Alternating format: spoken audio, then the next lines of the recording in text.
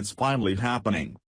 The severe injustice which was being carried out during the Barack Hussein Obama administration is finally coming to an end after President Donald Trump cleared the path for WikiLeaks founder, and hero to many of us American patriots, Julian Assange to enter the United States without fear of arrest or deportation. On Tuesday, WikiLeaks posted a tweet saying that the U.S. government had finally ended its bogus 8-year grand jury investigations against WikiLeaks and its founder. Of course, these proceedings were started by the Obama administration, which was like the Nixon administration on steroids when it came to his list of enemies. The WikiLeaks tweet confirmed the State Department's reference to freedom of speech in Iran was a coded communication intended to extend the umbrella of free speech and press rights to WikiLeaks in a clear reversal of the policy in which both CIA Director Mike Pompeo and Attorney General Sessions have argued that arresting Julian Assange is a priority. The Guardian reports. Arresting Julian Assange is a priority, says U.S. Attorney General Jeff Sessions. Justice Department stepping up efforts to prosecute WikiLeaks founder as CNN reports that charges have been drawn up. Hours later it was reported by CNN that authorities have prepared charges against Assange, who is currently holed up at the Ecuadorian embassy in London.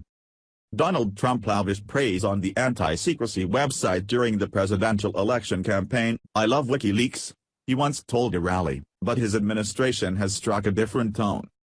Asked whether it was a priority for the Justice Department to arrest Assange once and for all, Sessions told a press conference in El Paso, Texas, on Thursday, "We are going to step up our effort and already are stepping up our efforts on all leaks. This is a matter that's gone beyond anything I'm aware of. We have professionals that have been in the security business of the United States for many years that are shocked by the number of leaks and some of them are quite serious." He added, "So yes, it is a priority. We've already begun to step up our efforts and whenever a case can be made, we will seek to put some people in jail." Citing unnamed officials, CNN reported that prosecutors have struggled with whether the Australian is protected from prosecution by the First Amendment, but now believe they have found a path forward. A spokesman for the Justice Department declined to comment.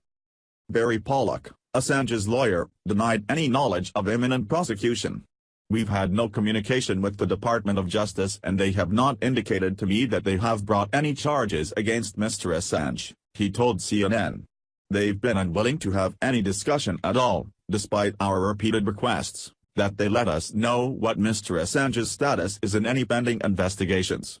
There's no reason why WikiLeaks should be treated differently from any other publisher."